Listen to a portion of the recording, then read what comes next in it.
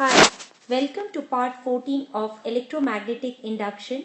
In this video, I shall explain the solution of question 6.14 from page 231 of NCERT Physics Part 1.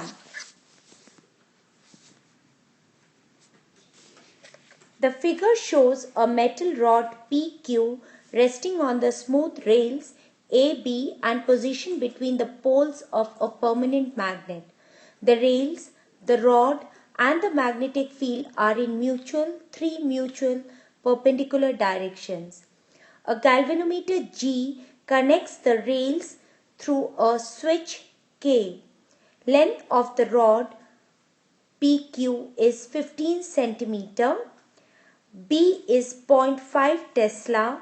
The resistance of the closed loop containing the rod is 9 milliohms. Assume the field to be uniform.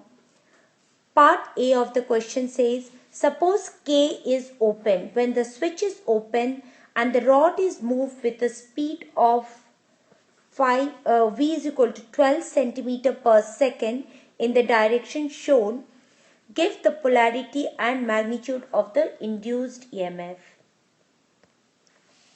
There is induced EMF because there is change in the area that encloses the flux. Because of that, there is dA dt and dA dt causes d phi dt. Now we need to know the magnitude of the induced EMF and the polarity. So as the rod moves to the right with a velocity v is equal to 12 centimeter per second, we can assume a closed loop. The two ends of the loop are made by these two ends of the loop are because of the rails. This end could be due to the rod which is moved to the right, and this is we close the loop with an imaginary line. So as the rod moves to the right every 1 second, the length of the loop increases by 12 centimeter because the velocity is 12 centimeter per second. The breadth of the loop, which is the length of the rod, remains constant as at 15 centimeter. So the area that bounds the flux keeps changing because the length of the loop keeps changing at the rate of 12 centimeter per second. So area changes, area being equal to length into breadth. dA dt is equal to, breadth remains the same, it is dl dt, which is equal to B into V. So flux is equal to B dot A, that is BA cos theta.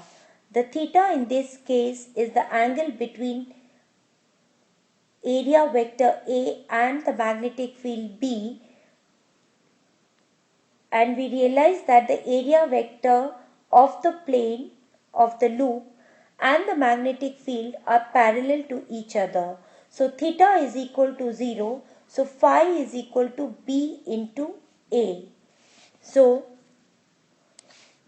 d phi dt can be written as B dA dt, which is equal to B into V.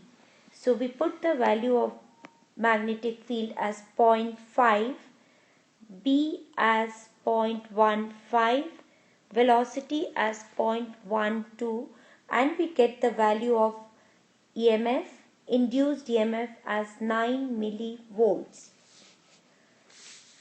So now we need to know the polarity of this induced EMF. If we use the Fleming's left hand rule, the thumb should point in the direction of the motion of the rod.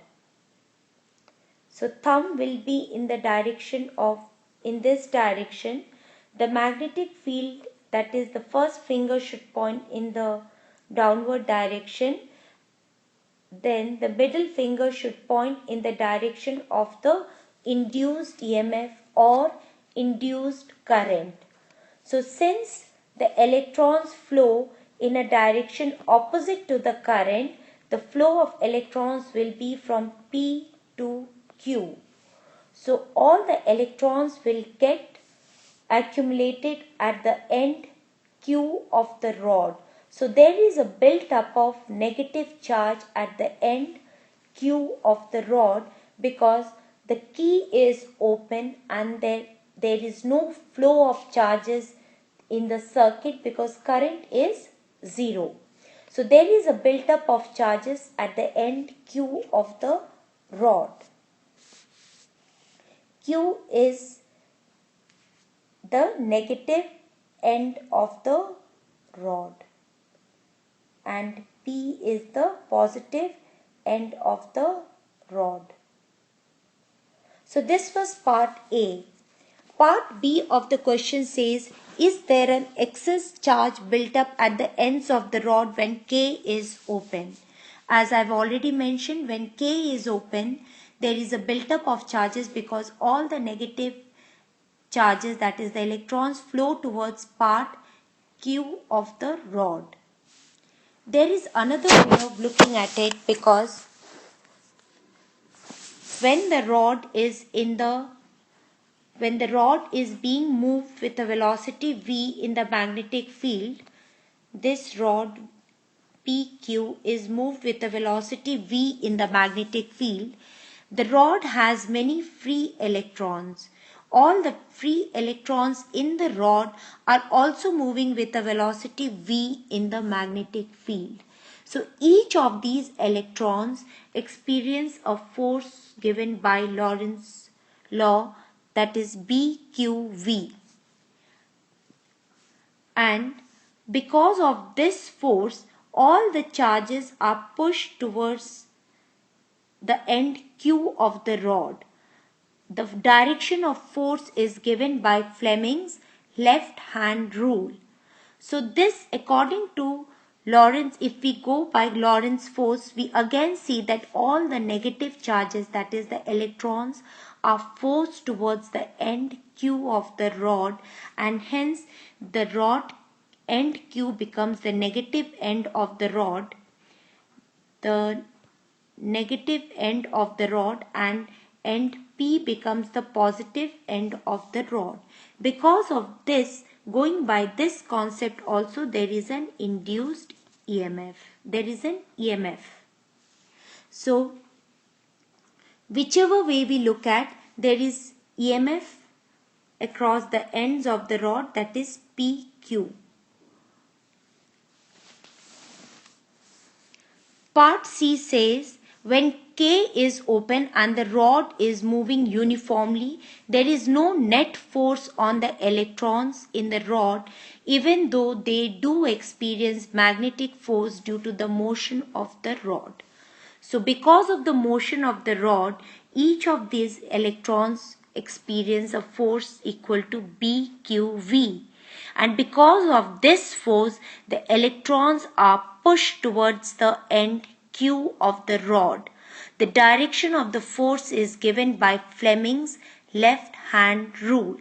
So going by that direction, all the electrons are pushed towards the end Q of the rod, and there is a charge built up, negative charge built up at the end Q of the rod, and a positive charge built up at the end P of the rod, because of which there is a potential difference between the ends P and Q of the rod. And we have also seen that there is induced EMF due to this induced EMF, and the potential difference is the same. Because of this EMF, that each of these electron experiences a force, electric force called QE, given by QE, and QE is equal to BQV. Hence, there is no net force on the electrons, even if the rod is being moved in the magnetic field. In case of any clarifications, please log on to olympiadtester.com/mentor. All the best.